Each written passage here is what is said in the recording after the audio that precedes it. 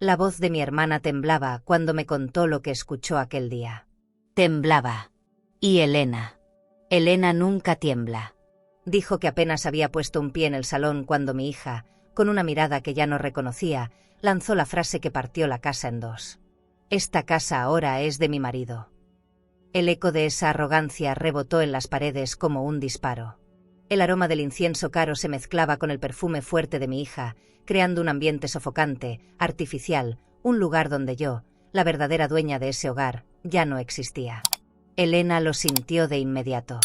Sintió que cada objeto estaba fuera de lugar. Como si alguien hubiera borrado mi vida de allí, con prisa y sin remordimiento. Soy yo. Mercedes Robledo. Tengo 79 años. Y cuando mi hermana repitió aquella frase frente a mí, sentí algo que jamás había sentido, el peso real de la traición de un hijo. No era solo pérdida. Era deslealtad. Era un engaño. Era mi historia siendo arrancada de mis manos con una sonrisa en los labios. Pero Elena no es una mujer que se intimide fácilmente. Me contó cómo mi hija levantó el mentón, lista para defender la mentira que había construido. Cómo su marido se apoyó en la puerta con esa sonrisa fría, la de quien cree haber ganado. Cómo todo el salón pareció contener la respiración cuando Elena preguntó por mí, y ellos intercambiaron una mirada rápida, urgente, culpable. Y entonces vino el detalle que heló la sangre de mi hermana. El retrato donde aparecíamos mi difunto esposo y yo, había desaparecido. Arrancado. Como si mi existencia fuera una molestia. Elena dijo que en ese instante sintió algo quebrarse dentro de ella. No de tristeza. De furia. No discutió. No levantó la voz. Solo observó, con esa mirada afilada que siempre anuncia peligro para quien tiene culpa. Y fue cuando dio un solo paso hacia atrás, en silencio, que mi hija se puso pálida. Porque conocía esa mirada. Porque sabía lo que significaba. Porque Elena Robledo nunca retrocede, a menos que esté a punto de atacar. Voy a contártelo todo. Pero antes, necesito volver en el tiempo. Necesito revelar cómo fui engañada, alejada y descartada por mi propia hija. Porque fue de esa injusticia que nació la decisión que mi hermana tomó aquel día. Una decisión que ni ellos, ni yo, estábamos preparados para enfrentar. Cuéntame en los comentarios desde qué ciudad o país estás viendo esta historia. Y no olvides suscribirte al canal para acompañar cada capítulo de esta historia que, te prometo, va a darte mucho de qué hablar. Aquel día el sol caía oblicuo sobre el despacho, haciendo que el mármol beige reflejara un brillo cálido que me recordaba los veranos en casa de mis padres. Todo parecía en calma, las lámparas de cristal colgaban como joyas sobre el escritorio, el café colombiano llenaba el aire con su aroma dulce y yo me sentía orgullosa de ver a Leticia entrar con paso firme, elegante, segura. Llevaba un vestido color arena, su bolso de cuero oscuro y ese perfume caro que siempre dejaba rastro. Me dijo que traía unos documentos del banco, nada urgente, solo una actualización que nos convenía firmar para evitar problemas con la herencia. Hablaba con un tono que mezclaba cariño y autoridad, como si ya no necesitara mis consejos. Me senté frente a ella, observando cómo colocaba los papeles con precisión sobre la mesa. En cada movimiento había una especie de prisa contenida, una impaciencia disfrazada de eficiencia. Me habló de cuentas conjuntas, de simplificar procesos, de transferencias entre propiedades que supuestamente ayudarían a reducir impuestos. Yo apenas entendía, pero confié, como confía una madre que no imagina el filo escondido en la voz de su hija. Tomé la pluma sin dudar, acostumbrada a que en esa casa las decisiones importantes siempre se tomaran entre familia. Firmé donde me indicó, 1, 2, 3 veces, mientras ella bebía un sorbo de café y me decía que todo saldría bien. Cuando terminó, se levantó con la serenidad de quien sabe que ya consiguió lo que quería. Me besó en la frente, sonrió y dijo que más tarde iría al club privado con Tomás. «Te llamo en la noche, ma», añadió antes de salir. La puerta se cerró con suavidad, pero el eco quedó flotando. Recuerdo haber sentido un ligero malestar, algo difícil de nombrar, como si el aire se hubiera vuelto más pesado. Me quedé mirando el reflejo de mi propia silueta en la ventana grande del despacho, pensando en cuánto había cambiado mi hija desde que se casó. Había adquirido una elegancia fría, una forma de hablar que sonaba ensayada, como si su vida se hubiera llenado de espejos y apariencias. Los días siguientes pasaron sin sobresaltos. Leticia me enviaba mensajes cortos, con frases impersonales sobre reuniones o viajes de trabajo.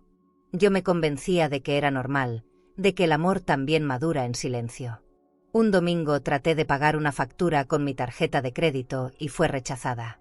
Creí que era un error. Al día siguiente llamé al banco. Después de varios minutos de espera, una voz femenina me informó con cortesía que la cuenta había sido actualizada por solicitud firmada. Dijo mi nombre y luego añadió otro, como una daga: Tomás Delgado. Mi respiración se detuvo.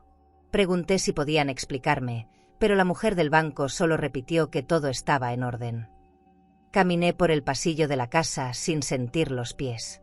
El sonido de mis tacones sobre el mármol resonaba distinto, como si ese suelo ya no me perteneciera.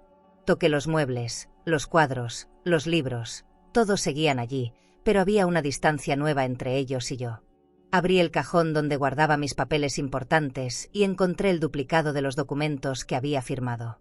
Las letras eran frías, impersonales, selladas con el mismo logo que aparecía en los correos de Tomás. Fue en ese instante cuando comprendí que la palabra actualización no significaba lo que yo creía. Llamé a Leticia. Tardó en contestar. Su voz sonaba distraída, casi irritada. Le pregunté qué había pasado con mis cuentas. Respondió que era solo una reorganización, que no me preocupara. Confía en mí, Ma, es para que todo sea más práctico, dijo con una dulzura tan medida que me dio miedo. Insistí, pero cambió de tema. Me habló de un viaje a Sevilla y de un restaurante elegante donde había cenado con Tomás. Quise creerle. Siempre quise creerle. Esa noche no pude dormir. Caminé por la terraza, mirando las luces del jardín reflejarse en la fuente central. El agua caía en un sonido constante, hipnótico, que antes me relajaba y ahora me inquietaba. Sentí el peso del silencio en los hombros, una presencia invisible entre los rosales y el mármol mojado. Pensé en mi esposo, en su manera meticulosa de revisar cada papel antes de firmar. Él habría sospechado. Yo no. Yo solo veía en mi hija a la mujer que había querido darle todo. A la mañana siguiente fui personalmente al banco, aún con la esperanza de aclarar el error. El gerente me recibió con una cortesía incómoda. Evitaba mirarme a los ojos mientras revisaba los datos en su computadora. Luego dijo en voz baja que la cuenta, junto con otras, había sido traspasada al nuevo titular por voluntad mía, con firma legalizada ante notario. Le pedí que me mostrara la firma. Cuando lo hizo, el mundo se me encogió. Era la mía, pero no la recordaba. Salí del banco con las manos frías, sintiendo que el sol de Madrid me pesaba sobre la espalda. Me subí al coche y miré mis dedos, los mismos que habían firmado sin sospecha. Todo se reducía a eso, un trazo de tinta, un acto de confianza mal puesto. Quise llorar, pero no pude. A veces la traición no duele en el momento, sino cuando el silencio se instala en el pecho y empieza a vaciarte por dentro. Esa tarde, al volver a casa, abrí la puerta del despacho y me senté frente al escritorio donde había comenzado todo. Las lámparas seguían brillando, el mismo mármol, el mismo perfume que Leticia solía usar cuando venía de visita. Pero algo era distinto. Ese lugar ya no olía a familia, sino a pérdida.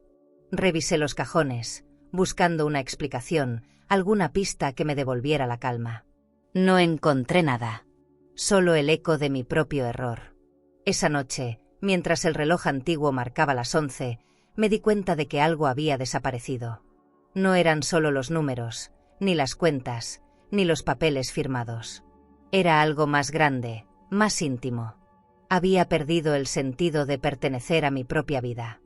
El lunes siguiente Leticia llegó temprano, vestida con una elegancia que casi me intimidó. Llevaba una blusa de seda y unos pendientes de perlas que no recordaba haberle visto antes. Se movía por la casa como si cada mueble le perteneciera.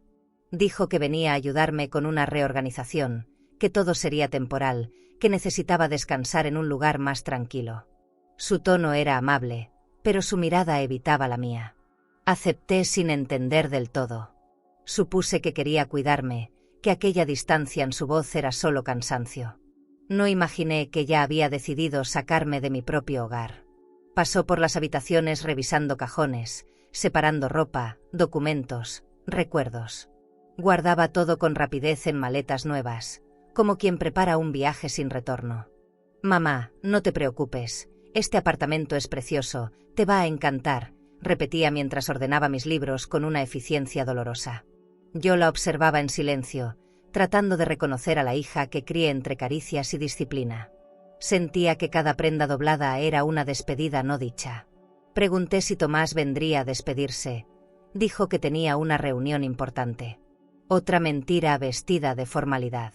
Cuando subimos al coche, la mansión quedó atrás, imponente y muda. Desde la ventana, vi el jardín francés brillar bajo el sol, las fuentes de mármol lanzando agua como risas lejanas. Recordé las tardes con mi esposo, las cenas con velas, las copas de cristal tintineando con promesas de futuro. Todo eso quedó atrás como un escenario apagado. Leticia hablaba de nuevos comienzos, de espacios más sencillos, palabras que me sonaban huecas. El chofer, contratado por ella, no cruzó palabra durante el trayecto. Yo miraba el paisaje cambiar, sabiendo que algo dentro de mí también se estaba mudando, aunque no sabía a dónde.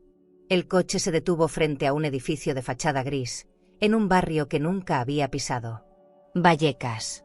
Lo reconocí por las calles angostas, los puestos de comida, el olor a aceite recalentado y gasolina. Bajé con cuidado, sujetando mi bolso como si contuviera el último resto de mi vida anterior.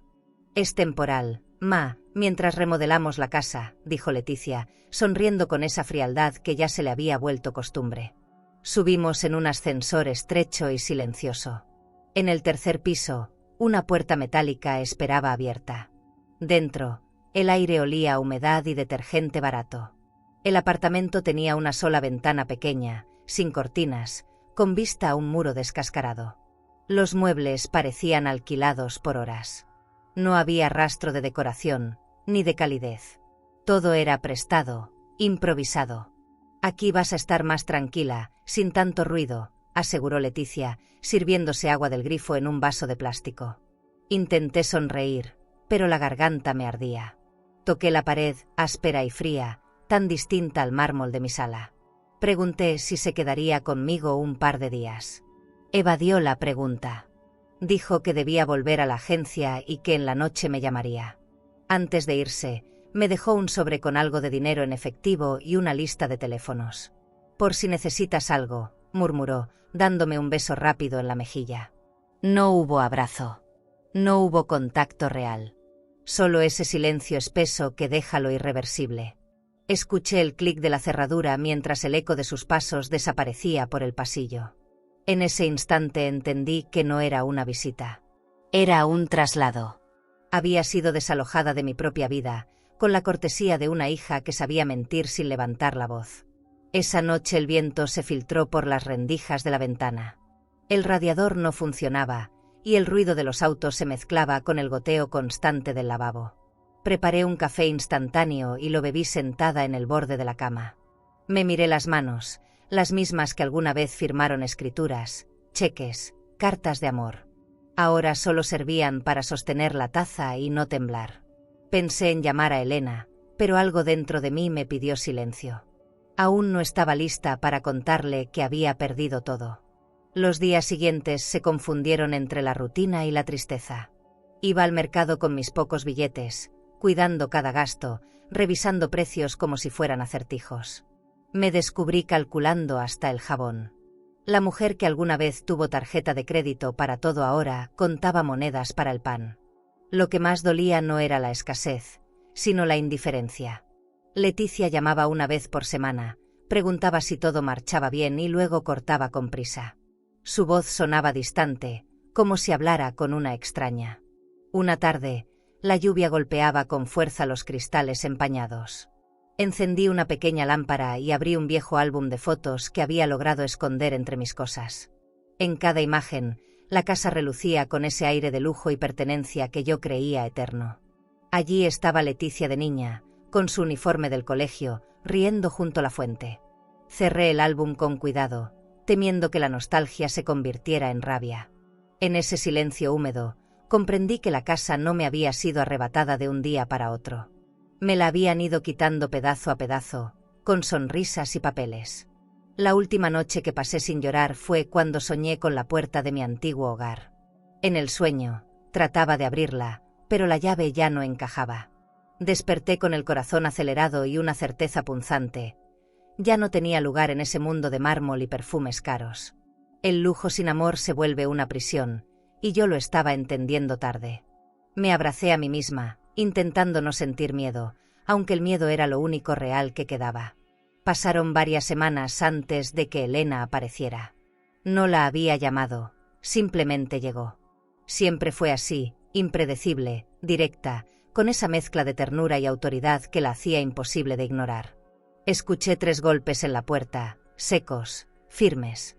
Al abrir, la vi parada en el pasillo, con su abrigo largo y el cabello recogido, como si el frío no la tocara. Su sola presencia llenó el apartamento de algo que no tenía: respeto. «Hermana, ¿qué te hicieron?», fueron sus primeras palabras. No supe responder. Me quedé quieta, temiendo que al hablar todo se derrumbara. Entró sin esperar permiso, observando cada rincón. Sus ojos se movían despacio, como los de alguien que investiga una escena del crimen. No dijo nada, pero su expresión lo decía todo. Había entendido que ese lugar no era mío por elección. Tocó las paredes, la mesa coja, el radiador apagado. «Esto no te representa», murmuró. Luego sacó de su bolso un frasco de perfume, lo roció en el aire y dijo: «Así huele la dignidad cuando alguien intenta borrarla». Yo reí, pero las lágrimas me traicionaron. Elena me abrazó sin palabras. Su silencio pesaba más que cualquier discurso. Cuando se sentó, noté el brillo discreto de su reloj de oro. Siempre tuvo gusto impecable, incluso después de retirarse. Había sido una abogada brillante, conocida por ganar los casos imposibles. Le conté lo del banco, los papeles, el traslado, la frialdad de Leticia. No me interrumpió ni una sola vez. Solo asintió, con esa calma que precede a sus tempestades. «Déjame adivinar», dijo al final, «ella te hizo firmar un traspaso total de bienes». Sentí un nudo en el estómago. No entendía cómo podía saberlo. Porque ese tipo de engaño tiene olor, Mercedes. Y este departamento apesta a fraude. Me pidió los documentos que aún tenía guardados. Saqué la carpeta azul donde conservaba copias de todo. Elena los revisó con la precisión de un cirujano. Su ceño se fruncía cada vez más. «El notario. Toledo, claro», murmuró. La reconocí. Esa mirada suya, afilada y serena, la misma que usaba antes de desmontar una mentira en el estrado. «Hermana, esto no es solo despojo. Es delito». Su tono me heló. No hablaba como hermana, sino como abogada. En ese momento entendí que ya no estaba sola, pero tampoco estaba a salvo. Cuando Elena se involucra, nada vuelve a ser igual. Al día siguiente, sin decirme nada, viajó a Madrid. Supe que fue a la mansión porque me llamó en la tarde. Su voz sonaba contenida, pero firme. «Acabo de verlos», dijo. «Están celebrando algo, vestidos como si vivieran en una revista. Candelabros, vino tinto, copas de cristal baccarat, música de piano, una escena perfecta de cinismo». Cerré los ojos. Pude imaginar cada detalle: Leticia caminando por la sala con su vestido de diseñador, Tomás sirviendo vino con esa falsa cortesía. Me dolió más la imagen que las palabras. Esa era mi casa convertida en teatro. Elena entró fingiendo normalidad. Dijo que Leticia sonrió con la misma arrogancia que usaba para ocultar el miedo. «Mamá está descansando, no te lo dije», le dijo mi hija, mientras Tomás se mantenía cerca, vigilante, apoyado en la puerta. «Esta casa ahora es de mi marido», remató Leticia. Elena me contó que la frase cayó como una bomba en medio del silencio. Nadie se atrevió a moverse. Y entonces lo entendí. Esa frase era el epitafio de mi ingenuidad. Era el punto exacto donde la familia dejó de ser familia. Esa noche, cuando Elena volvió a su hotel boutique, me llamó de nuevo. «No te asustes, Mercedes, pero necesito actuar. Lo haré a mi manera». Su tono no admitía discusión. Pregunté qué había visto realmente. «Demasiado lujo para tan poca vergüenza», respondió. Dijo que la mansión parecía una vitrina, Flores nuevas, cuadros caros, olor a incienso importado y ni una sola foto mía. Es como si nunca hubieras existido. Sentí un escalofrío. En ese momento comprendí que mi hermana no buscaba consolarme. Estaba planeando una guerra. Durante días no supe nada de ella. El silencio me devoraba. Cada vez que el teléfono sonaba, el corazón me daba un salto. Pensaba que sería Leticia, pero no. Nadie más me llamaba. Comencé a dudar de mí misma, a pensar que quizá había exagerado, que todo era un malentendido. Pero Elena no es de las que desaparecen sin razón. Cuando finalmente volvió a aparecer, su voz era la de siempre, fría, precisa, letal. Ya sé quién firmó tus papeles. Ya sé cuánto costó tu traición. No quiso decir más. Me pidió paciencia. Dijo que necesitaba pruebas, que debía moverse con cuidado. No puedes recuperar tu dignidad con gritos, Mercedes. La justicia se gana en silencio. Sus palabras me dejaron sin aire. Nunca había sentido tanto miedo y tanta esperanza al mismo tiempo. Esa mezcla incómoda de querer que algo pase y temer que realmente ocurra. Colgué el teléfono y miré mi reflejo en la ventana. Por primera vez en meses, me sentí menos vieja, menos débil. Había una chispa encendida en mí. La sombra de Elena empezaba a protegerme. Esa noche dormí poco. Afuera, la ciudad respiraba lenta, y yo contaba los segundos esperando un amanecer diferente. No sabía cómo ni cuándo, pero algo en mí presentía que el tiempo del silencio estaba llegando a su fin. Tal vez la justicia no llega cuando uno la llama, sino cuando el dolor se convierte en decisión. Elena regresó a la mansión 2 días después, sin anunciarse. Yo no lo sabía en ese momento. Más tarde me lo contó con esa calma que solo ella conserva después de incendiarlo todo con elegancia. Tomó un taxi desde su hotel boutique, vestida con un abrigo beige y una bufanda de seda. Al llegar, el guardia la reconoció de inmediato y la dejó pasar. Me dijo que apenas cruzó el portón, sintió el olor a incienso y vino caro mezclado con el perfume de Leticia. Ese aroma la guió hasta la sala principal, donde cada rincón parecía preparado para impresionar. La casa se veía más grande, más fría, como si el lujo se hubiera convertido en su propio disfraz. La describió con precisión: candelabros encendidos a plena tarde, las cortinas cerradas, el piano de cola abierto con una partitura que nadie tocaba. Tomás estaba junto a la ventana, hablando por teléfono en voz baja, mientras Leticia ordenaba a una empleada que cambiara los floreros. Parecía la dueña de un hotel de 5 estrellas, no de un hogar, me dijo Elena con ironía. Cuando mi hermana preguntó por mí, Leticia sonrió, esa sonrisa cargada de superioridad que siempre usa cuando miente. Mi madre está descansando en su nueva casa. Aquí todo está bajo control. Elena se acercó a la mesa central y vio un juego de copas baccarat, una botella abierta de vino tinto y una carpeta gris con papeles. No tocó nada. Dijo que prefirió escuchar, observar. Tomás me saludó con ese aire de empresario satisfecho. Me ofreció vino, como si brindar conmigo fuera una manera de marcar territorio, recordó. Lo más extraño fue que, al recorrer con la mirada la sala, notó que algo faltaba. Las paredes estaban llenas de cuadros nuevos, pero ninguna fotografía mostraba mi rostro. No había rastro de mí. Ninguno. ¿Dónde está el retrato de bodas?, preguntó Elena con naturalidad. Leticia titubeó. Tomás se adelantó y contestó: lo mandamos a restaurar, estaba muy viejo. Elena me contó que en ese momento supo que mentían. Ese cuadro colgó por 30 años sobre la chimenea. No tenía ni un rasguño. Era imposible que justo ahora necesitara restauración. Se acercó al lugar donde solía estar y vio un marco vacío, con una ligera marca en la pared. Me dijo que esa imagen la persiguió todo el día, el espacio vacío donde antes estábamos mi esposo y yo, sonriendo, sin imaginar el futuro que venía. Mientras hablaban de trivialidades, Elena fingió admirar las remodelaciones. Dijo que el mármol del suelo brillaba tanto que casi podía verse reflejada en él. Demasiado brillo siempre esconde algo sucio, pensó. De pronto, un viento leve movió las cortinas y dejó ver la repisa donde antes estaban mis libros de cocina, los álbumes de familia, mis flores secas. Todo había desaparecido. En su lugar había esculturas modernas, frías, sin historia. Tu hija intentó borrar tu presencia hasta del aire, me dijo después, con una mezcla de rabia y compasión. Tomás, creyendo dominar la situación, le ofreció un recorrido por la casa.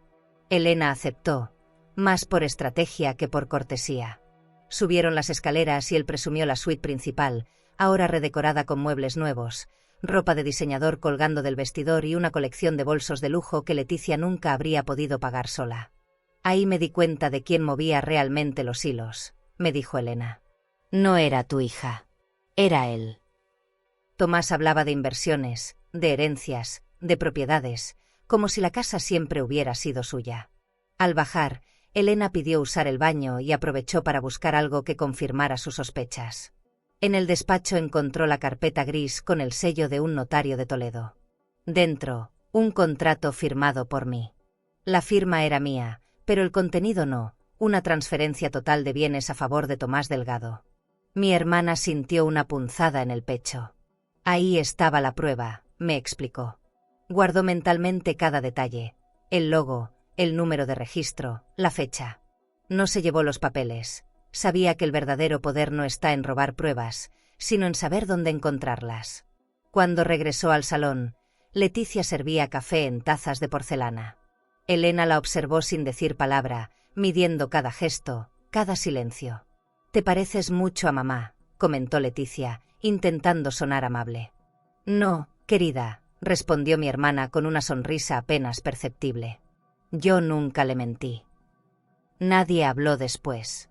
Elena bebió un sorbo de café y se despidió, dejando tras de sí una tensión que se podía cortar con un cuchillo. Al salir, notó el reflejo del atardecer sobre los ventanales. El oro del sol mezclado con el mármol, una belleza tan perfecta que dolía. Esa noche me llamó.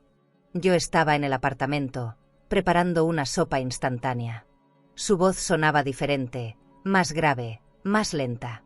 Mercedes, ya no hay duda. Lo que te hicieron fue un fraude. Y tengo un nombre. No me dejó responder. Dijo que debía hacer algunas llamadas, que necesitaba contactar a un viejo colega del tribunal. Esto no lo haré por compasión, sino por justicia, aseguró. Luego colgó. Me quedé mirando el teléfono en silencio, con el corazón dividido entre miedo y alivio. Esa madrugada no dormí. Imaginé a Elena caminando por el pasillo de la mansión, viendo el vacío donde antes estaba nuestra foto. Me pregunté cuántas veces una mujer puede perderse a sí misma antes de desaparecer por completo. Tal vez lo más doloroso no es que te quiten lo tuyo, sino que borren tu historia con la delicadeza de quien limpia el polvo. ¿Y tú? ¿Habrías enfrentado a tu propia familia sabiendo que detrás del lujo hay mentiras, o habrías guardado silencio para no perder lo poco que queda de paz? Elena llegó al apartamento de Vallecas una tarde gris, cuando el cielo parecía cargado de presagios. Yo había pasado el día ordenando las mismas cosas una y otra vez, tratando de darles un sentido que no tenían. Cuando escuché los golpes en la puerta, mi primer impulso fue esconder las tazas rotas, como si la vergüenza se pudiera barrer. Antes de seguir, si esta historia tocó alguna parte sensible de tu alma, presiona suscribirse. Aquí compartimos relatos que sanan, que reconfortan y que nos recuerdan que no estamos solas. Acompáñanos en este camino de fuerza y verdad. Pero al abrir, ella ya lo había visto todo. No dijo nada, solo recorrió el lugar con los ojos. Su perfume llenó el aire, un aroma caro y familiar que contrastaba con el olor a humedad del cuarto. Se quitó el abrigo y lo dejó sobre la silla, como si intentara imponer orden solo con su presencia. Me abrazó sin palabras. No era un abrazo de consuelo, sino de pacto. Sentí que en ese gesto había una promesa silenciosa de reparación. Mercedes, necesito que me digas todo, sin omitir nada, pidió con ese tono que usaban los juicios, el que no admitía mentiras. Me senté frente a ella, y por primera vez conté la historia completa. Los papeles, el banco, la mudanza, la frialdad de Leticia, la sonrisa de Tomás. Mientras hablaba, Elena tomaba notas en una libreta de cuero. No interrumpía. Cada palabra mía caía como una pieza más de un rompecabezas que ella ya empezaba a entender. Cuando terminé, encendió un cigarro y se quedó pensativa. Lo sospechaba. Esto no fue improvisado, murmuró. Le pregunté qué pensaba hacer. Actuar, respondió sin mirarme. Su voz era firme, contenida, como si hablara más consigo misma que conmigo. Me contó que había conseguido el contacto de un notario de Toledo, el mismo cuyo nombre aparecía en los documentos. Ese hombre tiene un historial sucio, añadió. Tomó su bolso de diseñador, sacó una carpeta y me mostró copias de registros que ya había solicitado. No te asustes, hermana. Esto apenas comienza. Mientras hablaba, me fijé en sus manos. Siempre cuidadas, con anillos discretos y uñas impecables. Parecían hechas para sostener la verdad, no para escribirla. ¿Por qué haces esto por mí?, le pregunté. Me miró con dureza. Porque nadie humilla a una Robledo y se va tranquilo. Esa frase me estremeció. En su boca, el orgullo no era vanidad, era justicia. Me di cuenta de que Elena no venía a rescatarme. Venía a vengar lo que el dinero había destruido, el respeto. Y en su mundo, la dignidad tenía un precio, pero también una factura que alguien debía pagar. Esa noche cenamos juntas. Elena cocinó pasta con lo poco que había. En el pequeño comedor, con un mantel remendado, su presencia convertía la pobreza en algo soportable. Hablamos del pasado, de los años en que todo parecía eterno, las fiestas, el jardín lleno de luces, las cenas con vino caro y risas. Me hizo prometer que no haría llamadas ni intentaría enfrentar a Leticia por mi cuenta. Ellos se sienten invencibles. Hay que dejarlos creerlo un poco más, dijo. Comprendí que planeaba algo grande, aunque no me lo confesara. Al día siguiente, se fue temprano. Yo la vi desde la ventana, caminando con paso firme, como quien carga una verdad entre los hombros. Durante horas me quedé sentada frente a la puerta, como si esperara que regresara con todo resuelto. Pero no fue así. La tarde cayó lenta, el silencio se hizo más pesado. Miré mis manos sobre el mantel, manos que antes firmaban cheques y ahora solo contaban monedas. Me invadió una tristeza antigua, de esas que no se explican, solo se sienten como una piedra en el pecho. Los días siguientes Elena no llamó. Pensé que había desistido, pero una parte de mí sabía que el silencio, en ella, siempre era estrategia. Mientras tanto, yo sobrevivía con lo justo. Vendí algunos vestidos, empeñé un reloj, aprendí a cocinar con lo que hubiera. El dinero se convirtió en una sombra que me seguía a todas partes. A veces recordaba mi casa, los ventanales grandes, las cortinas de lino, el sonido del piano en las noches. Esos recuerdos se mezclaban con el olor del detergente barato del apartamento y me daban náuseas. Una mañana recibí un sobre sin remitente. Dentro había una carta escrita con la letra de Elena. No confíes en nadie. Todo está más podrido de lo que imaginas. Te llamaré cuando tenga lo que necesito. No había más. Guardé el papel en el cajón, temblando. Esa frase me mantuvo despierta toda la noche. No sabía si debía sentir miedo o alivio. Lo único que tenía claro era que algo se estaba moviendo detrás de esa calma forzada.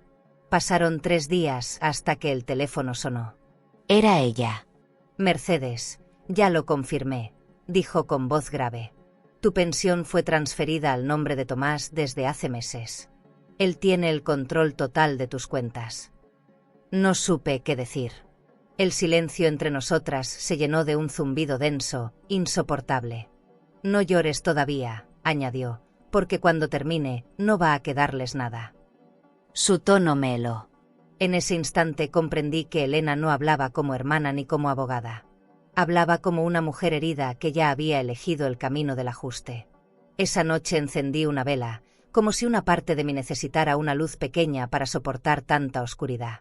Miré las sombras moverse en la pared y pensé en lo que habíamos perdido, la casa, el respeto, la confianza.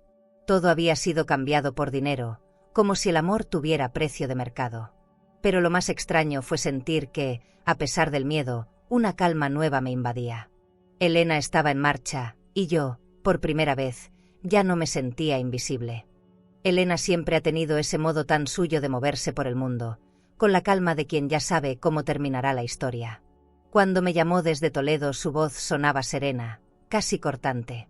Me dijo que estaba frente al edificio del notario, un lugar elegante de fachada gris con columnas de mármol y puertas de cristal ahumado. Yo imaginé el eco de sus tacones en el suelo, ese sonido que siempre anuncia que algo importante está por pasar. No te preocupes, hermana, solo vengo a hablar, me aseguró. Pero conocía ese tono, detrás de su calma vivía un huracán.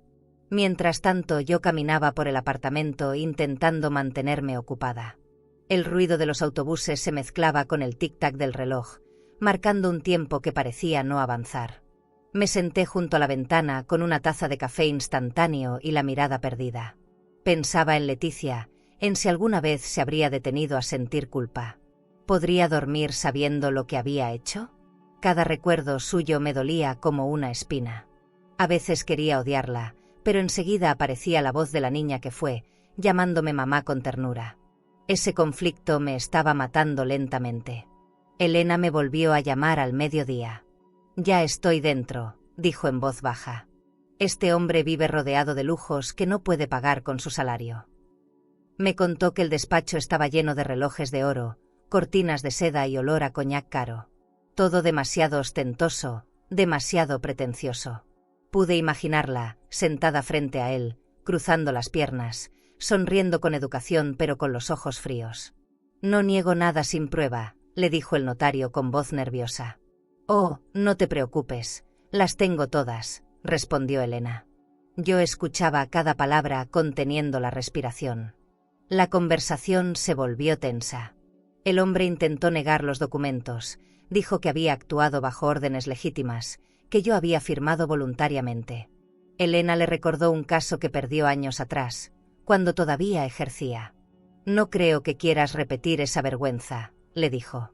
Hubo un silencio largo al otro lado de la línea, apenas interrumpido por el golpeteo de sus uñas sobre la mesa. Luego oí su voz más baja, casi temblorosa. Está bien, lo diré todo. Sentí un escalofrío. Supe en ese momento que algo se había quebrado y que Elena acababa de abrir una puerta que ya nadie podría cerrar. Fue Tomás quien me pagó, confesó el notario. Me pidió que incluyera 2 hojas adicionales en el contrato original. Su esposa firmó sin saberlo. Yo solo cumplí con el encargo. Escuchar esas palabras a través del teléfono me dolió más que cualquier insulto. Todo era cierto. Todo lo que sospechábamos. Elena no respondió enseguida. Me dijo después que prefería dejarlo hablar hasta el final. Quería que se hundiera con sus propias palabras, me explicó. Tomó nota de cada detalle, montos, fechas, testigos. Todo quedaría documentado para cuando llegara el momento de usarlo. Esa tarde, cuando me volvió a llamar, su tono era distinto. Sonaba agotada pero satisfecha. Ya lo tengo, Mercedes. Tenemos la prueba. No le pregunté cómo lo consiguió. No quería saberlo. Elena podía ser muchas cosas, menos inocente. Me dijo que debía regresar a Madrid esa misma noche y que no contestara llamadas de Leticia bajo ningún motivo. El juego cambió, añadió. Yo me quedé mirando el teléfono con un nudo en la garganta, sin saber si sentir alivio o miedo. Durante las horas siguientes, la ansiedad me carcomió. Abría y cerraba las cortinas, caminaba de un lado a otro, intentando imaginar qué pasaría ahora. En la calle, los niños jugaban entre charcos y el olor a fritanga se colaba por la ventana. Todo parecía tan cotidiano, tan ajeno a la tormenta que se estaba formando a kilómetros de ahí. Me miré en el espejo, el reflejo de una mujer cansada, pero aún de pie. En mis ojos vi algo nuevo, una chispa parecida a la de Elena. Tal vez era valor, o tal vez solo rabia contenida. Al día siguiente, Elena llegó sin previo aviso. Traía una carpeta bajo el brazo y una mirada que no necesitaba palabras. Se quitó el abrigo, dejó su bolso de cuero sobre la mesa y encendió un cigarro. Confirmado. Tenemos todo lo necesario. Me mostró los papeles, copias, declaraciones, una carta del notario con su firma y sello. Esto es dinamita legal, Mercedes. Con esto vamos a desmantelar su mentira frente a todos. Me temblaron las manos al tocar los documentos. ¿Y después?, pregunté. Después, ellos aprenderán lo que significa arrebatarle la paz a alguien que no se rinde. Pasamos la tarde revisando los detalles. Elena hablaba de términos jurídicos, de estrategias, de tiempos. Yo apenas entendía, pero la escuchaba fascinada. Verla tan concentrada me devolvía la sensación de seguridad que creía perdida. Te prometo que esto no quedará impune, dijo, cerrando la carpeta. Pero debemos ser inteligentes. No basta con exponerlos, hay que hacerlo en el lugar y momento correctos. La miré con orgullo. En ese instante supe que no solo era mi hermana, era mi fuerza prestada, mi espejo cuando yo ya no podía sostenerme. Esa noche, antes de dormir, pensé en todo lo que habíamos vivido. La traición, la pérdida, la humillación. Me pregunté en qué momento el dinero se volvió más importante que el amor. Tal vez la riqueza tiene ese poder de distorsionar las almas débiles, de hacerles creer que valen más por lo que poseen. Cerré los ojos, imaginando a Elena guardando los documentos en su bolso, lista para dar el siguiente paso. Y aunque el miedo seguía ahí, algo dentro de mí cambió. Por primera vez sentí que lo que me habían quitado no era solo recuperable, sino inevitable. Mi historia, mi nombre, mi casa, todo volvería. Y esta vez, con testigos. Elena llegó temprano, con ese paso firme que siempre anuncia decisiones grandes. Traía bajo el brazo una carpeta nueva y una mirada que mezclaba orgullo y cansancio. Había dormido poco, pero su mente trabajaba como un reloj suizo. Puso los documentos sobre la mesa y dijo sin rodeos: «Ahora necesitamos reconstruir tu historia, Mercedes. No basta con demostrar lo que te robaron. Debemos probar quién eras antes de que te borraran». Sus palabras me tocaron un punto que ni yo sabía que dolía. Recuperar mi nombre significaba enfrentar la vergüenza, recordar lo que había permitido por amor. Empezamos por las cajas que había traído del viejo desván de la casa. Las colocó sobre el suelo del apartamento, cubierto por un tapete gastado. Dentro había carpetas, recibos, cartas, fotografías, contratos antiguos. El aire se llenó del olor a papel viejo y tinta seca. Elena se puso unos guantes de tela, como si estuviera manejando evidencia en un juicio. «Cada detalle cuenta», dijo. Yo observaba cómo clasificaba todo con precisión quirúrgica. Era como verla diseccionar mi pasado con la elegancia de quien no teme mancharse las manos. Entre los papeles, encontró una carpeta marrón con el sello de una agencia de viajes. «Mira esto», señaló. Eran recibos de vuelos y reservas pagadas con mi cuenta. Fechas recientes, destinos caros, París, Roma, Zúrich. Todos a nombre de Leticia y Tomás. «Este lujo se pagó con tu pensión», murmuró Elena, cerrando la carpeta con rabia. Sentí un nudo en la garganta.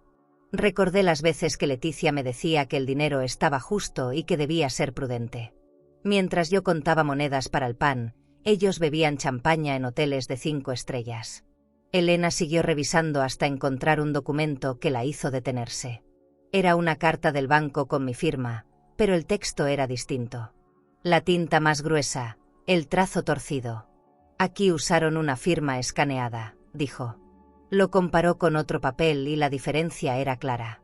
«Esto es falsificación. No hay duda». La vi guardar silencio unos segundos, como si masticara su furia. Luego me miró con ternura. «Te usaron, Mercedes.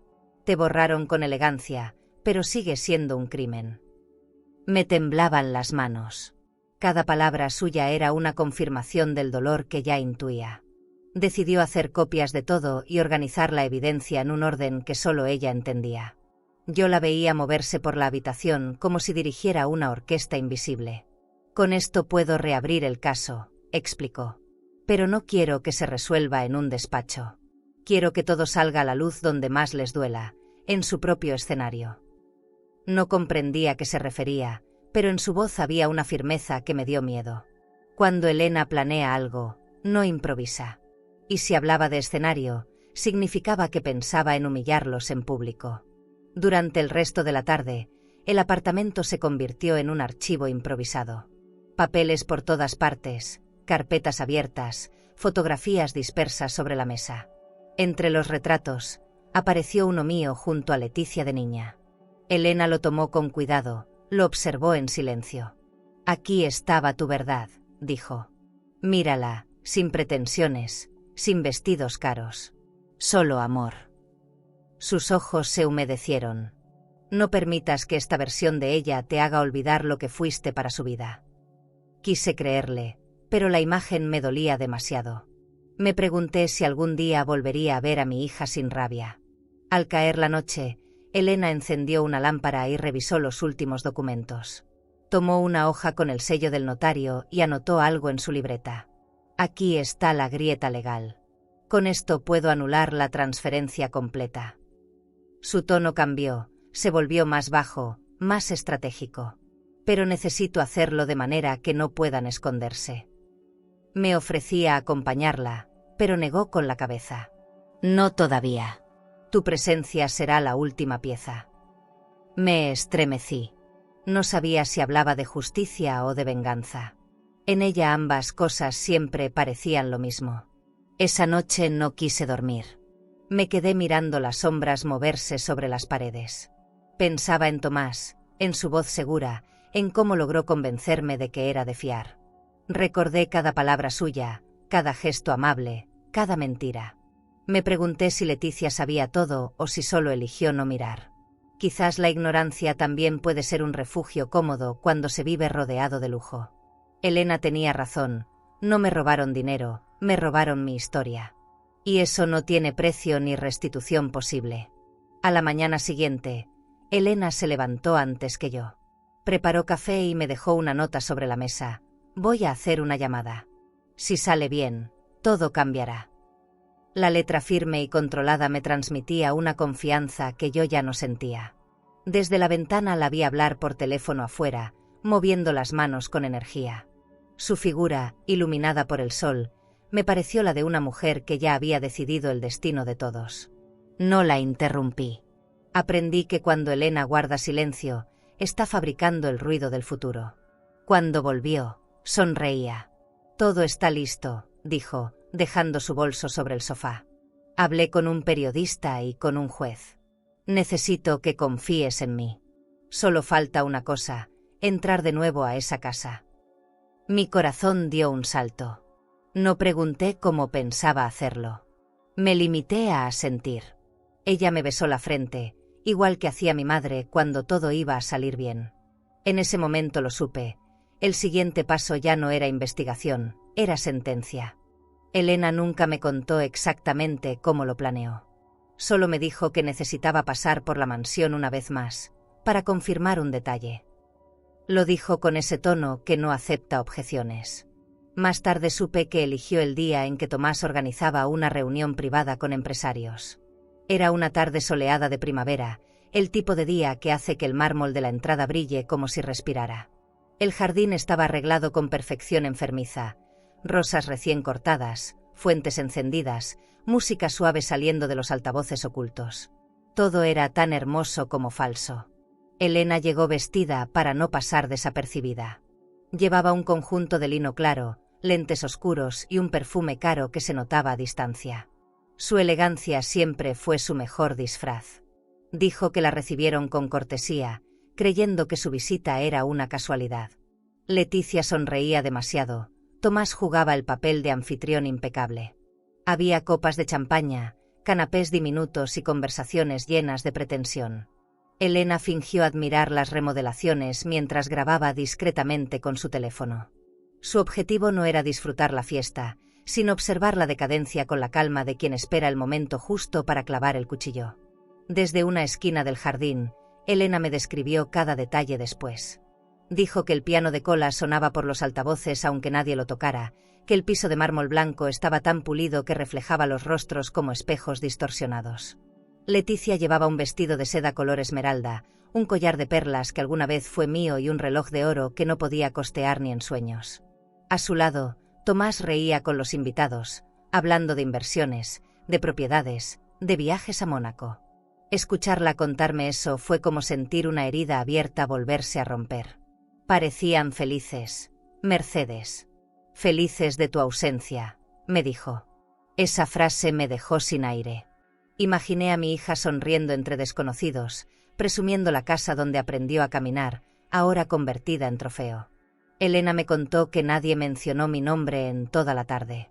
Que cuando un invitado preguntó de quién era la propiedad, Tomás respondió sin titubear: nuestra, por supuesto. Todo legal. En ese instante, Elena decidió dejar de observar.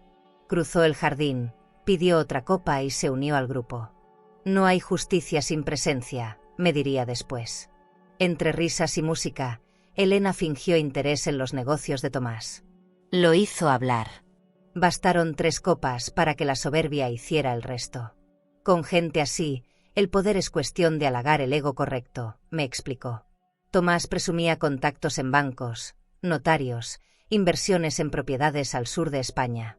La clave está en saber convencer a los viejos de que firmen sin leer, bromeó entre carcajadas.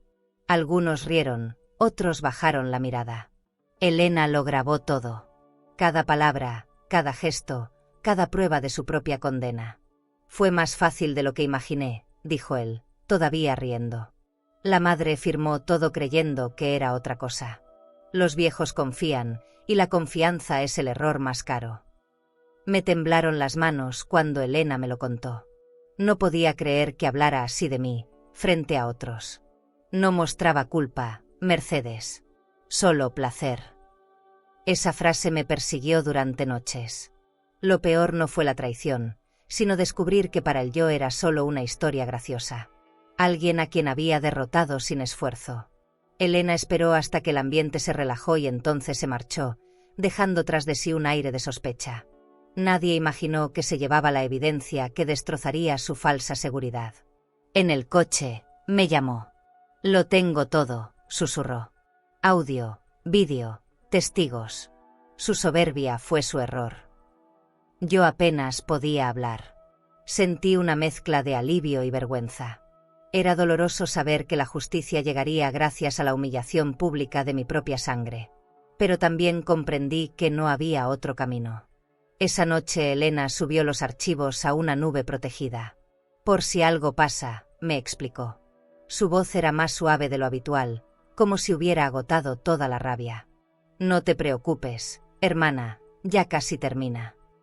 Me contó que al irse del jardín, Tomás la despidió con una sonrisa falsa y una frase que ahora sé que lo condenó: qué gusto tenerla de nuevo en casa. No imaginaba que esa casa pronto volvería a su verdadera dueña. Yo colgué el teléfono y me quedé mirando el techo. Pensé en todo lo que había perdido por confiar, por amar sin condiciones. Pensé en Leticia, en el brillo vacío de sus ojos, en el lujo comprado con traición. ¿En qué momento un hijo se convierte en extraño? Tal vez cuando el dinero empieza a pesar más que la conciencia. El jardín donde jugaba de niña ahora era un escenario de mentiras, y su belleza era el reflejo exacto de lo podrido. ¿Y tú? ¿Hasta dónde soportarías la traición antes de levantar la cabeza? ¿Guardarías silencio por amor o dejarías que la verdad arrasara con todo, aunque eso signifique perder a quien más amas? No sé qué hora era cuando el teléfono empezó a sonar. Afuera, el viento golpeaba las persianas con una furia que parecía querer entrar. Al principio creí que soñaba, pero la vibración del celular sobre la mesa me sacó del letargo. Contesté con la voz temblorosa, sin mirar la pantalla. Mercedes, despierta, escuché del otro lado. Era Elena. Su tono era distinto, firme, urgente, como el de alguien que está a punto de dar una orden. Levántate y escucha con atención. Vas a recuperar tu nombre. Me quedé callada. No supe si responder o llorar. Ya todo está listo, añadió. Me senté en la cama con el corazón acelerado. Elena respiraba rápido, pero cada palabra salía medida, segura. Necesito que mañana te prepares. Ponte ese vestido azul marino de encaje francés. El mismo que usaste en el aniversario de tus bodas. Me tomó unos segundos entender lo que decía. Ese vestido llevaba años guardado, envuelto en papel, esperando una ocasión que nunca llegó. ¿Por qué ahora?, pregunté apenas. Porque la dignidad también se viste, respondió. Sentí un nudo en la garganta. Esa frase me devolvió algo que creí perdido, la sensación de merecer respeto. Elena continuó dando instrucciones como si planeara un operativo. Mañana te va a recoger un chofer a las 6. No preguntes nada. Solo confía. Su voz bajó un tono. Vamos a entrar a la mansión, Mercedes. Pero esta vez no como invitadas, sino como las verdaderas dueñas. El silencio que siguió pesó más que cualquier palabra. Imaginé esa casa, el mármol, las lámparas de cristal, las mismas paredes que me vieron llorar y que ahora serían testigos del regreso. Y Leticia, logré decir. Ella estará ahí. Y tendrá que escuchar. Cuando colgó, me quedé inmóvil, sosteniendo el teléfono como si aún pudiera escuchar su voz. La habitación estaba a oscuras, iluminada solo por la lámpara del pasillo. El aire olía a humedad y a café viejo. Miré mis manos, temblorosas, y por un momento dudé. No sabía si tenía la fuerza para enfrentar a mi propia hija. Pero dentro de mí, algo nuevo comenzó a moverse. No era coraje ni venganza, era dignidad, una forma callada de coraje que nace cuando ya no queda nada que perder. Pasé la madrugada buscando el vestido. Lo encontré en el fondo del closet, cubierto por una bolsa de tela. Al sacarlo, el encaje seguía intacto, aunque el color había perdido un poco de brillo. Lo extendí sobre la cama y recordé la noche en que lo usé, el piano sonando, las copas de vino, mi esposo sonriéndome desde el otro lado de la mesa. Todo parecía tan lejano que dolía recordarlo. Acaricié la tela con cuidado, como si fuera un pedazo de pasado que podía traer de vuelta.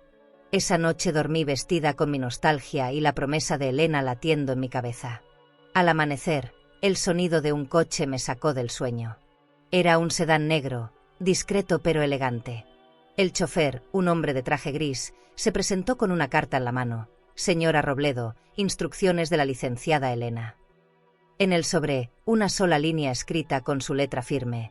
No mires atrás. La justicia te está esperando.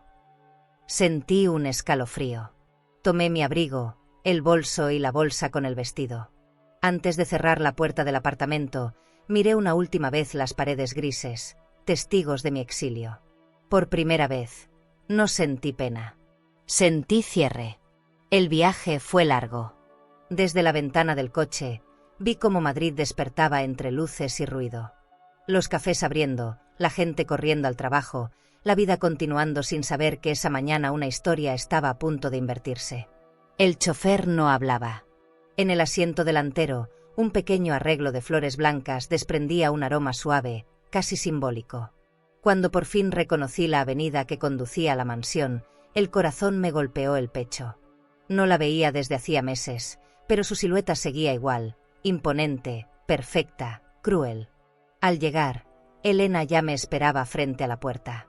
Su figura recortada contra la fachada de mármol parecía parte de la casa misma, sólida y desafiante. Vestía un traje oscuro, sin joyas, sin adornos. «Te ves hermosa», me dijo apenas me vio. No por el vestido, sino por la decisión. Caminamos juntas hasta el portón principal. Cada paso sobre el camino de piedra sonaba como una cuenta regresiva. «Hoy no venimos a pedir», añadió, mirándome de reojo. «Venimos a devolver lo que es tuyo». Dentro, la casa olía a perfume caro y flores frescas. El eco de nuestras pisadas se mezclaba con una música lejana. «Están preparando algo», dijo Elena, observando las copas de cristal y los manteles de lino. «La fiesta será su caída». Yo no entendía del todo, pero confiaba en ella. Me indicó dónde debía esperar. «En unas horas todo empezará». Luego se alejó con la carpeta bajo el brazo, dejando tras de sí el aroma leve de su perfume, el mismo que siempre me recordaba que con Elena, el miedo no tiene espacio. Esa tarde, mientras el reloj del pasillo marcaba las 5, me miré en el espejo del salón. El vestido azul se ajustaba con suavidad, reflejando una mujer distinta, cansada, sí, pero de pie. Afuera el cielo empezaba a nublarse, y el viento movía las cortinas como si presintiera la tormenta. Respiré hondo. No sabía qué iba a pasar, pero tenía claro que ya nada volvería a ser igual. La llamada de medianoche había sido el inicio del fin, y de mi renacimiento. El aire olía a flores caras y nervios cuando crucé nuevamente el portón de mi casa. Cada paso sobre el piso de mármol resonaba con una mezcla de nostalgia y rabia. Hacía meses que no pisaba ese suelo, y aún así, todo me resultaba familiar. Las lámparas encendidas, el murmullo de los invitados, el perfume de Leticia flotando en el aire. Elena iba a mi lado, firme, con ese porte de mujer que no necesita levantar la voz para imponer respeto. «Camina derecha, Mercedes», me susurró. «Hoy no eres la víctima. Eres la dueña». Me enderecé. La frase me quemó el pecho, pero me dio fuerza. Los invitados se voltearon apenas nos vieron. Algunos sonrieron con confusión, otros fingieron no reconocerme. En el fondo del salón, Leticia y Tomás se quedaron petrificados. Él, con su traje oscuro y ese reloj caro brillando bajo las luces. Ella, envuelta en un vestido rojo que parecía diseñado para una reina que no sabe que está a punto de perder su corona. «Mamá», dijo, intentando sonreír. Su voz tembló. «No sabía que vendrías». Elena la observó con la calma de una jueza. «Las verdaderas invitaciones no se envían, se heredan», respondió. Me temblaban las manos, pero no bajé la mirada. Caminé hacia el centro del salón, sintiendo que el vestido azul de encaje francés respiraba conmigo. Todo estaba dispuesto para celebrar el aniversario de Leticia y Tomás. Música de piano, copas de cristal, botellas abiertas, risas que sonaban a hipocresía. Nadie entendía por qué Elena había traído a la madre ausente. Ella levantó la voz con suavidad, y el murmullo se apagó. «Buenas noches. Espero que todos disfruten, porque esta será una velada que no olvidarán». Su tono era tan sereno que helaba la sangre. Tomás se adelantó, fingiendo amabilidad. «Doña Elena, qué gusto verla. No sabíamos que venía acompañada». Su sonrisa era un intento torpe de control. «Oh, claro que sí. Vine con la verdadera anfitriona», replicó ella, señalándome. Algunos invitados rieron con nerviosismo, creyendo que era una broma. Elena dejó la carpeta sobre la mesa y tomó una copa. «Antes de brindar, hay algo que debo decir», anunció. Nadie se movió. El silencio era tan denso que hasta la música se detuvo. Leticia la miraba con los ojos vidriosos, comprendiendo que esa noche ya no era suya. «Esta casa fue construida con amor, trabajo y respeto», comenzó Elena, paseando la vista por el salón. «Y fue robada con fraude, engaño y cobardía». Un murmullo recorrió el lugar. Tomás intentó interrumpirla, pero ella levantó la mano con elegancia. «No, joven, ahora hablaré yo». Abrió la carpeta y sacó los documentos. Copias, registros, confesiones. «Aquí está la prueba de la transferencia ilegal de bienes, firmada bajo coacción. Aquí, la declaración del notario que falsificó las hojas». Un murmullo se convirtió en caos. Los invitados se miraban entre sí. Leticia palideció. Tomás trató de mantener la compostura. «Esto es una calumnia», dijo, dando un paso al frente. Elena sonrió sin humor. «¿Calumnia? Entonces no le importará que el notario repita sus palabras». Chasqueó los dedos, y como en una escena ensayada, las puertas se abrieron. Entraron dos hombres con cámaras, un periodista y un juez. Leticia soltó la copa. El cristal se rompió en el suelo, manchando la alfombra blanca con vino tinto. Elena se giró hacia mí. «Mercedes, ha llegado tu momento». No supe qué decir. Solo sentí que el corazón me golpeaba como si quisiera salir del pecho. El juez saludó con respeto y comenzó a leer el acta de investigación. Cada palabra era un martillazo. Elena no apartaba la vista de Tomás, quien sudaba a pesar del aire fresco. «Señor Delgado, su firma y sus movimientos bancarios lo contradicen. Usted transfirió fondos de una cuenta que no le pertenecía». Intentó justificarse, pero la voz le temblaba. Los periodistas grababan todo. La mansión, con sus lámparas encendidas y sus paredes perfectas, se convirtió en escenario de vergüenza. Era el mismo lujo de siempre, pero ahora tenía olor a miedo. Leticia lloraba en silencio. Se acercó a mí, murmurando entre sollozos: «Mamá, no sabíamos lo que hacíamos». Quise creerle, pero el recuerdo del abandono era más fuerte que sus lágrimas. «Sí sabías», le dije con suavidad. «Solo no te importó». Tomás intentó alejarla, pero los oficiales se adelantaron. Elena les hizo una seña, y en segundos él quedó rodeado. Su rostro perdió todo rastro de arrogancia. «Usted no va a detenerme en mi casa», gritó. Elena se acercó y, sin levantar la voz, respondió: «Esta ya no es su casa».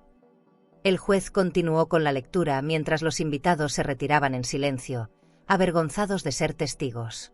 Nadie aplaudía, nadie reía. El sonido del papel al pasar era lo único que se escuchaba. Elena tomó mi mano. Ya terminó, dijo. Pero no, aún no terminaba. Sentí la mirada de Leticia clavada en mí, buscando perdón, buscando algo que ya no podía darle. Mamá, por favor. Su voz era un eco que se apagaba entre el ruido de los pasos. Por primera vez no respondí. Mi silencio fue mi sentencia. Cuando el juez levantó el documento final y declaró anulada la transferencia, una sensación extraña me recorrió el cuerpo. No era felicidad ni alivio. Era algo más profundo, una calma que dolía. Los oficiales cerraron la carpeta, y Elena respiró hondo, como quien acaba de ganar una guerra que no celebra. Todo lo que fue tuyo vuelve a ti, dijo, y supe que lo decía por más que una casa. Esa noche, el mármol volvió a brillar distinto. No por el reflejo de las luces, sino por el regreso de mi nombre. El salón principal se transformó en un tribunal improvisado. Los invitados que no habían escapado se quedaron paralizados, observando cómo los oficiales extendían documentos sobre la mesa de mármol. Las luces seguían encendidas, proyectando sombras sobre los retratos antiguos. Elena permanecía de pie, con los brazos cruzados, observando a todos con esa mezcla de serenidad y poder que siempre la caracterizó. «Proceda, señor juez», dijo sin levantar la voz. El hombre asintió y comenzó a leer la resolución con un tono tan firme que hizo temblar las copas de cristal. Cada palabra era una daga. Se comprueba la falsificación de firma, la manipulación de documentos y la transferencia ilícita de bienes pertenecientes a la señora Mercedes Robledo. Escuchar mi nombre en boca del juez me erizó la piel. Era la primera vez, en mucho tiempo, que alguien lo pronunciaba con respeto. Tomás se mantenía quieto, con el rostro tenso, mientras Leticia sollozaba a su lado. Esta casa, y todas las propiedades asociadas, quedan restituidas a su legítima propietaria, concluyó el juez. Nadie se atrevió a aplaudir. El silencio pesaba más que cualquier palabra. Tomás intentó hablar. Fui manipulado, no sabía lo que firmaba, dijo, mirando a los presentes en busca de complicidad. Elena lo interrumpió con un gesto. No mienta, señor Delgado. Usted sabía exactamente lo que hacía. Su tono era cortante, casi quirúrgico. Dio un paso hacia él y añadió, y si tiene dudas, escuche su propia voz. Uno de los periodistas encendió una grabadora y reprodujo el audio captado en el jardín. La voz de Tomás llenó el salón, burlona, cínica, reconociendo el fraude. Algunos invitados se cubrieron la boca, otros bajaron la mirada. Su propio orgullo lo había condenado. El juez levantó la mano y los oficiales se acercaron. Queda detenido por falsificación documental, estafa patrimonial y coacción agravada. El sonido de las esposas al cerrarse fue como el golpe final de una sinfonía. Leticia gritó su nombre, corrió hacia él, pero Elena la detuvo con suavidad. No te interpongas, muchacha. Esto no se detiene con lágrimas. Su tono era frío, pero no cruel. Tal vez porque en el fondo sabía que Leticia no era la mente del crimen, solo la cómplice que eligió no ver. Mientras los oficiales se llevaban a Tomás, el periodista se acercó a mí. Señora Robledo, quiere decir unas palabras. No pude responder. Sentía el pecho apretado, los ojos húmedos. Elena se interpuso. Mi hermana no hablará hoy. Las palabras se las lleva el viento, pero la dignidad se queda. La miré en silencio, agradecida. En ese momento comprendí que Elena no había hecho esto solo por justicia, sino por amor. Un amor duro, incómodo, pero real. De esos que no se dicen, se demuestran. El juez firmó el documento final y me entregó una copia. Felicitaciones, señora. Todo ha terminado. Pero dentro de mí algo decía que no, que apenas empezaba. Caminé por la sala, observando los detalles que antes me parecían hermosos, las lámparas, los espejos, el piso brillante. Todo seguía igual, pero ya no era lo mismo. El lujo había perdido su encanto. Ahora era solo testigo de mi vergüenza y mi fortaleza. Me detuve frente al retrato vacío que había dejado Leticia al quitar mi foto. Vuelva a ponerlo, le pedí a Elena. Ella llamó a una empleada y trajo el cuadro desde una habitación lateral. Cuando lo colgaron, El silencio se volvió casi sagrado. Ver de nuevo mi rostro junto al de mi esposo me hizo sentir completa, aunque herida. Él estaría orgulloso de ti, dijo Elena, colocando su mano sobre mi hombro. Cerré los ojos. Por primera vez en mucho tiempo, sentí que podía respirar sin culpa. A veces la justicia no sana, pero al menos limpia el aire para poder seguir viviendo. Leticia se acercó lentamente, con el maquillaje corrido y la mirada perdida. Mamá, perdón, murmuró. No respondí. Solo la miré, y en mis ojos ella encontró lo que merecía, la distancia. El perdón no borra el daño, dije finalmente. Solo evita que siga creciendo. No supe si lo entendió. Elena me tomó de la mano y asintió. Vámonos. Y así, dejando atrás el ruido de la casa, salimos. Afuera, el viento movía las hojas del jardín, como si la naturaleza misma quisiera aplaudir sin hacer ruido.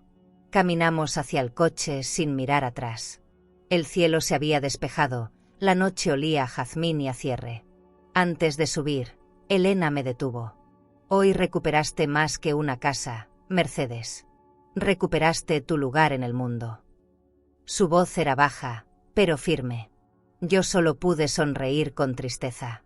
¿Y Leticia?, pregunté. Ella tendrá que enfrentarse a su propio reflejo. Ese castigo no se apela. Asentí.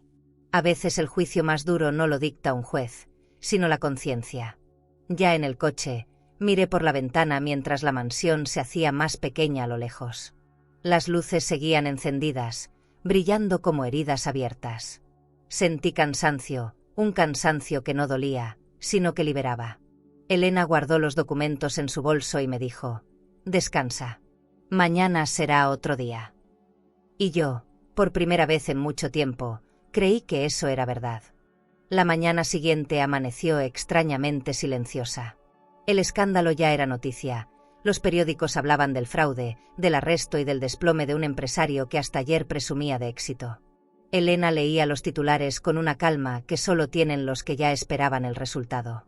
Era cuestión de tiempo, dijo mientras dejaba el café sobre la mesa. Yo no respondí. Miraba por la ventana el jardín húmedo por la lluvia, intentando comprender en qué momento todo lo que había sido mío se volvió escenario de vergüenza. La justicia había llegado, sí, pero a veces hasta la victoria pesa. Tomás fue trasladado a prisión preventiva. Los canales de televisión repetían su imagen esposado, el traje arrugado, los ojos perdidos. Leticia, en cambio, desapareció. Nadie sabía dónde estaba. Elena me advirtió que no me involucrara, que la prensa buscaría declaraciones, pero yo no tenía nada más que decir. En ese silencio comprendí que la caída de Tomás no me traía alegría, sino un vacío profundo. La mansión había recuperado su brillo, pero el alma de la casa seguía llena de ecos. A veces la justicia no reconstruye, solo detiene el daño. Al mediodía, el juez envió una notificación formal confirmando la restitución de mis bienes. Todo lo que me habían quitado regresaba legalmente a mi nombre: la casa, las cuentas, las propiedades. Vi mi firma al pie del documento y sentí algo parecido a respeto por mí misma. Elena sonrió al verme temblar. «Esto no es venganza, Mercedes», dijo. «Es equilibrio». Guardó los papeles en una carpeta negra y los colocó en la biblioteca, justo donde antes Tomás escondía sus documentos. Ese gesto fue simbólico. El poder regresaba al lugar de donde nunca debió salir. Por la tarde, mientras recorría la casa, me detuve frente a la ventana del despacho. Desde ahí se veía el mismo jardín donde Tomás presumía su éxito. El viento movía las hojas y por primera vez respiré sin miedo. No sentí rencor, solo cansancio. Cada rincón de la mansión hablaba de un pasado que dolía, pero que también me había hecho más fuerte. Agradecí en silencio a Elena, aunque ella nunca aceptaría un gracias. Su forma de amar siempre fue pelear por quienes ya se habían rendido. Horas después, Leticia apareció. Llegó sin avisar, con los ojos rojos y la voz rota. «Mamá, no tengo a dónde ir», murmuró. Por un momento dudé si abrazarla o cerrar la puerta. La invité a entrar, pero no dije palabra. Caminó por la sala observando lo que alguna vez creyó suyo. Cada cuadro, cada mueble, cada objeto era una lección. Todo lo que tocas lo destruyes cuando dejas de sentir, le dije sin mirar atrás. Lloró en silencio. Yo no la consolé. Hay dolores que uno debe cargar para aprender lo que cuesta traicionar. Esa noche, Elena cenó conmigo. Comimos en la terraza, con las luces encendidas y el sonido lejano de la ciudad volviendo a su ritmo. Mañana viajaré, me dijo. Mi parte termina aquí. Asentí sin discutir. Sabía que su forma de irse siempre era sin despedidas.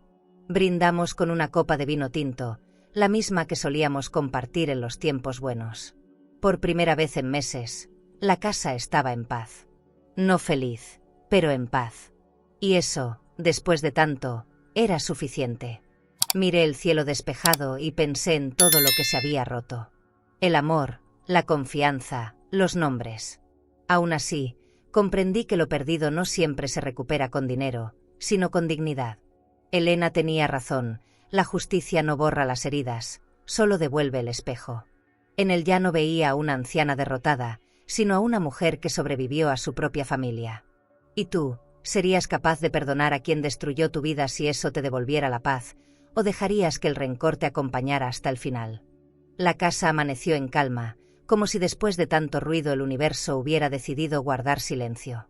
Caminé por los pasillos descalza, tocando las paredes recién limpiadas.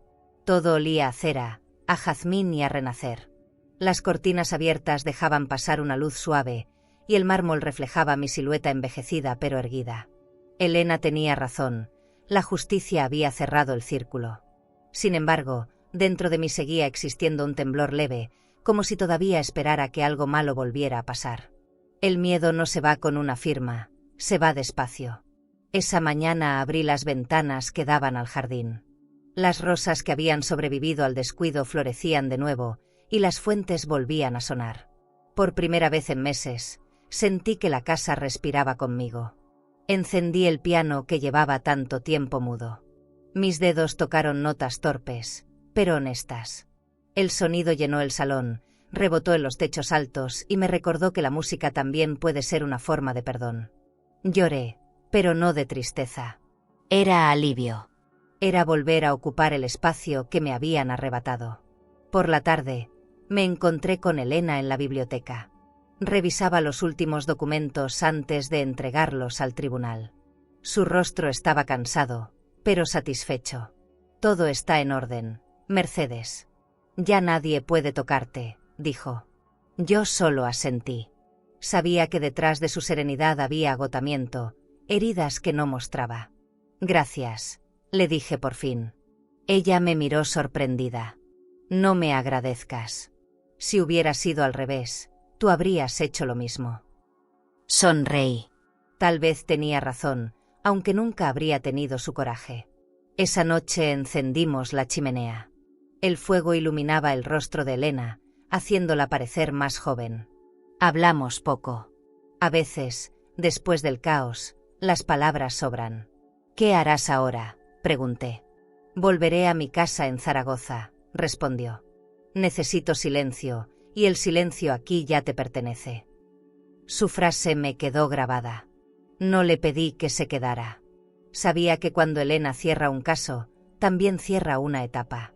Su manera de amar siempre fue breve, pero profunda. Después de que se fue, la casa se sintió inmensa. Caminé por los pasillos vacíos, deteniéndome frente a cada retrato.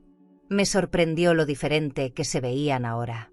Antes eran recordatorios del pasado, hoy eran testigos de supervivencia. En la habitación principal encendí una lámpara pequeña y miré la cama que Tomás había ocupado. No quedaba nada de él, solo el olor distante del perfume caro que alguna vez creyó símbolo de poder. Sonreí. El lujo sin alma termina oliendo a derrota. Durante los días siguientes, la prensa se calmó. Los vecinos fingían no haber leído los titulares, pero sus miradas decían lo contrario. Yo aprendí a no sentir vergüenza. La vergüenza es un lujo que solo los inocentes pueden permitirse. Me concentré en cuidar el jardín, en limpiar la plata, en cocinar mis propios alimentos. Pequeños rituales que me devolvían el control. Cada acción, por mínima que fuera, me recordaba que seguía viva. Que el dolor no me había destruido, solo me había transformado. Una noche, mientras tomaba té en la terraza, sentí por fin que el silencio no me pesaba. Era otro tipo de compañía, uno que no exigía explicaciones. El viento movía las ramas, la luna se reflejaba en las ventanas y yo respiraba sin prisa. Había pasado la tormenta. No quedaban gritos, ni llantos, ni culpas. Solo ese silencio nuevo que no dolía, que sabía a descanso. Y entendí algo que nunca olvidaré. A veces, sobrevivir también es una forma de justicia. La mañana en que Leticia volvió a tocar mi puerta, el cielo estaba cubierto y el aire tenía olor a tierra mojada. No esperaba verla, pero algo dentro de mí sabía que tarde o temprano regresaría. Cuando abrí, la encontré diferente. El cabello desordenado, los ojos hinchados, la voz casi quebrada. No llevaba maquillaje, ni joyas, ni ese perfume que siempre llenaba la casa. «Solo quiero hablar», dijo con un hilo de voz. Dudé unos segundos antes de dejarla pasar. No era una hija lo que tenía frente a mí, era una mujer cansada de sí misma. Entró con pasos lentos, observando cada rincón como si lo viera por primera vez. La mansión lucía impecable, pero el aire entre nosotras era pesado. La conduje hasta la biblioteca, el lugar donde todo había comenzado y donde también terminaría. Se sentó frente a mí, con las manos entrelazadas. «Mamá, no quiero justificarme», comenzó. Su voz temblaba, pero no buscaba compasión. «Solo quiero pedirte perdón». La palabra flotó en el aire, tan frágil que temí romperla si respondía demasiado rápido. La escuché hablar durante minutos que parecieron horas. Confesó que se dejó llevar por Tomás, por su seguridad, por la promesa de una vida sin límites. Dijo que el lujo la había cegado, que confundió la comodidad con el amor. Lloró al mencionar las noches en las que pensaba en mí, pero no tenía el valor de buscarme. Quise ser alguien importante, sollozó, y terminé siendo la sombra de un ladrón. No la interrumpí. Las lágrimas corrían por su rostro como si finalmente se limpiara de todo lo falso. Cuando guardó silencio, me levanté y caminé hacia la ventana. Afuera, el jardín estaba lleno de vida. Las flores, las mismas que Tomás mandó arrancar una vez, volvían a abrirse. Me quedé mirando el paisaje sin girarme.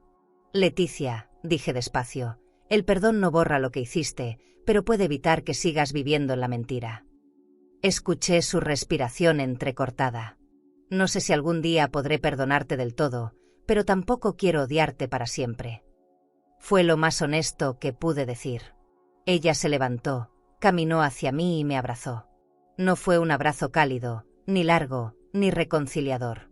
Fue un gesto pequeño, pero real. Por primera vez en mucho tiempo sentí a mi hija sin máscaras.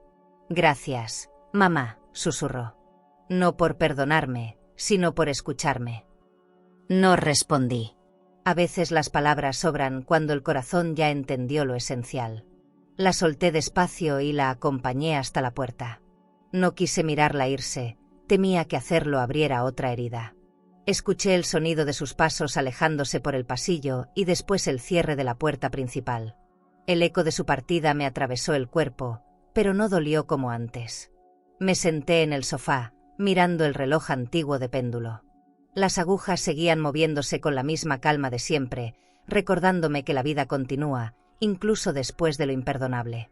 Sentí un alivio extraño, como si algo dentro de mí hubiera encontrado su lugar. Tal vez no era paz todavía, pero era un principio. Esa noche, antes de dormir, caminé hasta el retrato de familia que había vuelto a colgarse en la pared. Pasé los dedos por mi rostro y el de mi esposo. Luego miré el espacio donde Leticia de niña sonreía con inocencia.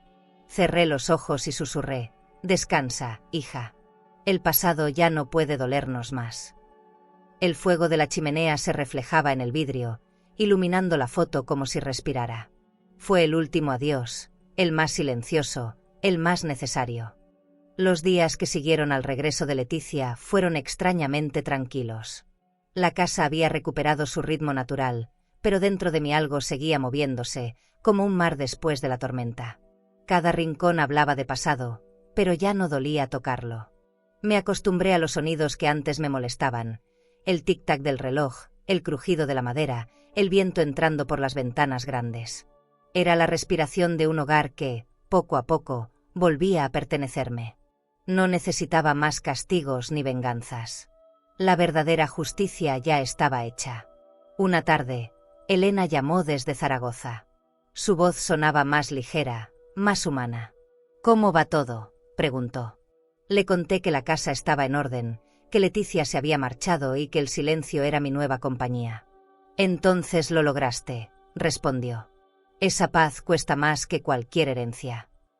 Me quedé pensando en sus palabras mientras observaba el jardín. No era una metáfora, había heredado el silencio. Y no el que asfixia, sino el que protege. Ese silencio era el precio y la recompensa. Empecé a escribir cartas que nunca envié. Una para mi esposo, otra para Elena, una más para mí misma. En ellas hablaba de la vida, de la pérdida, del orgullo y de los días en los que creí que no valía nada. Escribir me devolvía la sensación de control. Era mi forma de cuidar lo que el dinero no puede comprar, la dignidad. En cada línea había una parte de la mujer que fui y otra de la que estaba aprendiendo a ser. Descubrí que sanar también es escribir tu historia con tus propias palabras. El jardín volvió a llenarse de flores. El sol entraba por los ventanales y acariciaba los muebles restaurados. Las paredes, antes testigos de mentiras, parecían ahora guardar secretos nuevos. Pasaba las tardes leyendo en la terraza, con una taza de té y el sonido lejano de la ciudad. La soledad, que antes era mi enemiga, se convirtió en un refugio. Ya no me daba miedo estar sola. Me daba miedo no reconocerme si volvía a perderme por amor. Aprendí que el silencio no es vacío, es una segunda oportunidad. Una mañana encontré una carta bajo la puerta. No tenía remitente, pero reconocí la letra, era de Leticia. Decía que estaba bien, que trabajaba en un taller de costura y que algún día volvería para empezar de nuevo, sin mentiras ni lujos. Sonreí al leerlo. No respondí. Hay palabras que se agradecen en silencio, porque el perdón no necesita ser anunciado. Solo se siente cuando ya no duele recordar. Guardé la carta en el cajón del escritorio, junto a los documentos que marcaron mi caída y mi renacer. Esa noche, mientras el cielo se teñía de naranja, Elena me envió un mensaje corto: brindemos a la distancia. Por nosotras. Serví una copa de vino tinto y miré el retrato de mi familia. El fuego de la chimenea jugaba con las sombras, y por primera vez sentí que la casa respiraba conmigo, no para mí. No había tristeza, solo gratitud. Todo lo que había perdido me había devuelto algo más grande, la certeza de seguir siendo yo. Esa era mi verdadera herencia, la que no puede venderse ni falsificarse. ¿Y tú, elegirías quedarte con la casa y el pasado, o preferirías quedarte con la paz, aunque eso signifique empezar desde cero? El otoño había llegado con una calma casi desconocida. El viento traía olor a hojas secas y a tiempo nuevo. Esa tarde, mientras ponía flores en el comedor, pensé en Elena y en todo lo que habíamos sobrevivido juntas. La casa se sentía distinta, más cálida. Decidí preparar una cena pequeña para agradecerle. No una celebración de triunfo, sino de vida. Mandé encender las velas, saqué la vajilla limojes y los cubiertos de plata. Cada detalle era una forma de decir gracias sin tener que pronunciarlo. Cuando Elena llegó, vestía de negro, elegante como siempre, pero su mirada tenía una suavidad que antes no existía. «Esto parece una cena de despedida», bromeó. Sonreí. «Tal vez lo sea». Se sentó frente a mí, y por un momento, el silencio entre nosotras fue más sincero que cualquier conversación. Serví vino tinto, ese que siempre guardábamos para las ocasiones importantes. «Nunca imaginé volver a sentarme aquí contigo, sin miedo», dije. «El miedo se fue porque aprendiste a no esconderte detrás de él», respondió. La comida fue sencilla, sopa de verduras, pan caliente y carne al vino. Nada de lujos innecesarios, solo lo justo. Elena comía despacio, disfrutando cada bocado como si saboreara la tranquilidad que tanto nos costó. «¿Recuerdas cuando decías que no podías perdonar?», preguntó. Asentí. «Sí, y aún no sé si lo hice del todo». Ella dejó la copa sobre la mesa. «No hace falta perdonar completamente. A veces basta con no odiar más». Sus palabras se quedaron flotando entre nosotras, firmes, reales. Después de la cena, le mostré la carta de Leticia. La leyó sin comentar nada, pero noté cómo le temblaban los dedos. «Está intentando redimirse», murmuró. «Eso ya es mucho». Me pidió que la guardara. «No la pierdas». Es su manera de volver, aunque no se atreva a cruzar la puerta. Supe que tenía razón. Dejé la carta en el escritorio, junto al retrato familiar. No era casualidad que ese cuadro siguiera en pie después de todo. Algunos objetos resisten para recordarte lo que fuiste capaz de superar. Elena se levantó y caminó hasta la terraza. La seguí. Desde ahí, la vista de la ciudad iluminada parecía más amable. «¿Te quedas en Madrid?», le pregunté. «Por unos días más», respondió. «Pero ya sabes cómo soy. No me gusta quedarme donde el silencio deja de doler». Reí con suavidad. «Entonces te irás pronto». Asintió. «Sí, pero tranquila. Esta vez me voy sabiendo que puedes sola». Su voz tenía una ternura que pocas veces mostraba. Me abrazó, y en ese gesto entendí que no habría regreso. La acompañé hasta la puerta principal. Antes de salir, me miró con una mezcla de orgullo y cariño. «Cuida esta casa, pero sobre todo cuídate tú», dijo. «Las paredes se pueden restaurar, las almas no». Sus palabras me atravesaron. La vi subir al coche y desaparecer por la avenida. Cerré la puerta despacio, sin tristeza. El silencio volvió a llenar los pasillos, pero ya no era una ausencia, era compañía. La paz, al fin, había aprendido a quedarse. Esa noche, antes de apagar las luces, me serví una última copa de vino y me senté junto al piano. Toqué una melodía suave, una mezcla de nostalgia y esperanza. Cada nota era una despedida, pero también un comienzo. Pensé en Elena, en Leticia, en todo lo que se rompió y en lo que todavía quedaba en pie. Cuando el fuego de las velas se apagó, comprendí que esa cena no había sido una despedida, sino el cierre perfecto de un ciclo que, por fin, podía descansar. Pasaron varias semanas desde que Elena se fue. La casa volvió a su silencio habitual, pero ya no era el mismo. Había una calma distinta, madura, como si el dolor se hubiera resignado a quedarse solo como memoria. Me acostumbré a despertar con el sonido de las aves y el olor del café recién hecho. No había prisas ni voces, solo la rutina que construí con paciencia. Cada mañana abría las ventanas grandes y dejaba entrar la luz, como si el sol necesitara recordarme que sobrevivir también es una forma de empezar de nuevo. Una tarde, mientras ordenaba unos libros en la biblioteca, escuché el timbre. No esperaba visitas. Al abrir la puerta, encontré un sobre beige con mi nombre escrito a mano. Dentro, una llave dorada y una nota breve. «Gracias por no cerrarme del todo la puerta. L». Sentí un escalofrío al leer la inicial. Era Leticia. No había dirección ni explicación, solo ese símbolo pequeño que decía tanto. Acaricié la llave, sin saber si pertenecía a un nuevo lugar o a uno que aún no había aprendido a abrir dentro de mí. Decidí seguir la intuición. Tomé el abrigo, guardé la nota en el bolsillo y salí. El aire olía a lluvia y hojas caídas. Caminé sin prisa hasta una calle que conocía poco, donde el ruido de la ciudad se mezclaba con el de los talleres artesanales. Frente a una puerta azul, la llave encajó sin resistencia. Adentro, un pequeño atelier de costura. Leticia estaba ahí, inclinada sobre una máquina de coser, con las manos llenas de hilo y esperanza. Al verme, se detuvo, pero no dijo nada. Yo tampoco. A veces las palabras solo estorban. Me quedé observándola en silencio. Había cambiado. Ya no era la mujer altiva envuelta en seda, sino alguien que conocía el valor del trabajo. Sus ojos se alzaron, y en ellos vi algo que no recordaba desde hace años. Humildad. Caminé hacia ella y toqué su hombro. No hubo abrazos ni lágrimas, solo una mirada larga, densa, suficiente. En ese instante entendí que el perdón no siempre se pronuncia, a veces simplemente se respira. Dejé la llave sobre la mesa y salí sin mirar atrás. El camino de regreso fue sereno. Las calles brillaban bajo la lluvia y los escaparates reflejaban luces cálidas. Pensé en Elena, en cómo estaría mirando el mundo con esa mezcla de distancia y ternura.